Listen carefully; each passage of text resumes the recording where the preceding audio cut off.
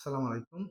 আমি সাইদুল ইসলাম উজ্জ্বল। আজকে আমি কথা বলবো ওয়েব ডিজাইন বা ডেভেলপমেন্ট করতে গেলে আমরা কি ধরনের কোড এডিটর আমরা ইউজ করছি এবং সেটা কোন লেভেলে আসলে কোন ধরনের কোড এডিটর গুলা ইউজ করলে সেটা আমাদের জন্য সবচেয়ে বেটার হবে।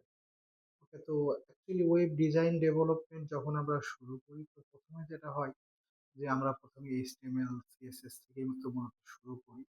তো যেটা হয় যে বিগিনারদের ক্ষেত্রে কোড সম্বন্ধে খুব ভালো একটা আইডিয়া মূলত আসলে তাদের থাকে না, বা অনেক ক্ষেত্রে যেটা হয় যে আমরা যে কোডগুলা করি সেই কোডগুলো আমাদেরকে খুব ভালো করে আয়ত্ত করতে হয়।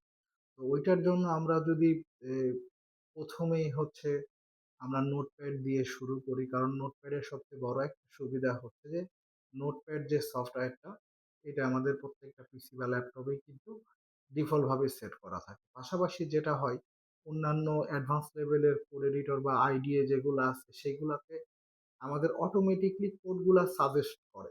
তো যেটার জন্য হয় যে অনেক ক্ষেত্রেই নতুনরা যদি আমরা ওই ধরনের একটু অ্যাডভান্স লেভেলের কোড এডিটর গুলা যদি আমরা ইউজ করি, তো তাইলে কি হবে যে তাইলে আমরা কিন্তু অটোমেটিকলি যেহেতু আমাদেরকে সাজেস্ট করবে, সেহেতু এই কোডগুলা কিন্তু আমাদের মাথাতে প্রথমেই আমরা ভালো করে রাখতে পারবো না।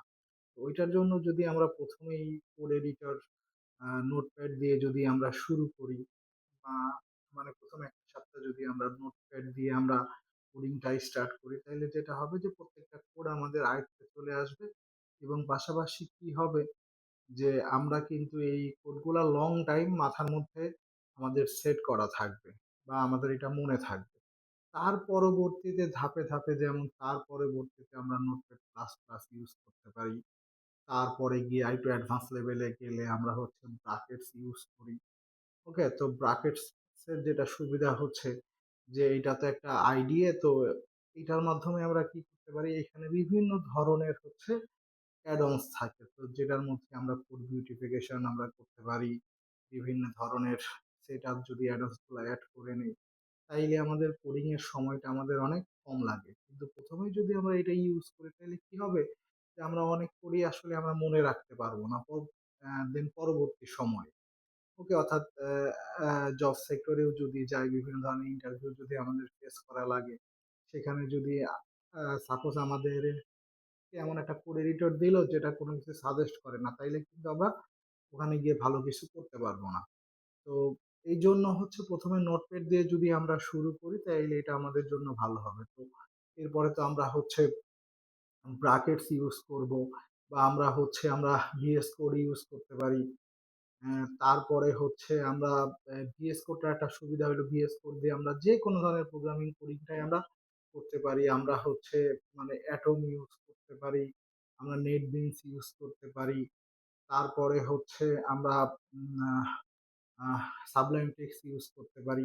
ইত্যাদি বিভিন্ন ধরনের কোড এডিটর আছে। আর সবচেয়ে মজার যে ব্যাপারটা হচ্ছে এই সকল ধরনের কোড এডিটর কিন্তু ওপেন সোর্স। অর্থাৎ আমরা কিন্তু প্রত্যেকটা কোড এডিটর আ আ কোনো ধরনের অ্যা অ্যা হচ্ছে কস্টিং ছাড়াই কিন্তু আমরা হচ্ছে আমাদের পিসিতে কিন্তু, অর্থাৎ এটার কোনো সফটওয়্যার আমাদের কিনতে হবে না। অটোমেটিকলি আমরা গুগলে গিয়ে সার্চ দিলেই কিন্তু প্রত্যেকটা সফটওয়্যারে বিভিন্ন ধরনের ওয়েবসাইট আছে, তাদের অফিসিয়াল ওয়েবসাইট, সেখান থেকে কিন্তু আমরা আমাদের ইচ্ছামতো ডাউনলোড করে এবং নিজেদের মতো করে কাস্টমাইজ করে অ্যাড-অনস গুলো এড করে কিন্তু আমরা কাজ করতে পারি। তবে প্রথমে যখন আমরা শুরু করব, প্রথমে শুরু করতে গেলে আমরা নোটপ্যাড দিয়ে যদি শুরু করি, এটা আমাদের জন্য সবথেকে বেটার হবে। এবং আপনার যে নোটপ্যাড দিয়ে শুরু করতে হবে ব্যাপারটা এরকম না। আপনি চাইলে ব্রাকেটস দিয়েও শুরু করতে পারেন। বাট নতুনদের জন্য আমার পরামর্শ হচ্ছে আপনারা যদি নোটপ্যাড দিয়ে শুরু করেন তাইলে আপনাদের কাজটা করাটা দেন হচ্ছে যে যে আপনাদের শেখাটা অনেক বেশি ইজি হবে এবং এই কোডটা আপনি অনেক বেশি মাথাতে রাখতে পারবেন। ওকে? সো ইনশাআল্লাহ নেক্সট এর কোনো একটা ভিডিওতে আমরা এটার ডিটেইলস, এই এই কোড এডিটর গুলা কিভাবে আমরা ব্যবহার করি সে সেই বিষয়গুলা দেখব। তো ধন্যবাদ। সবাই ভালো থাকবেন। আল্লাহ হাফেজ।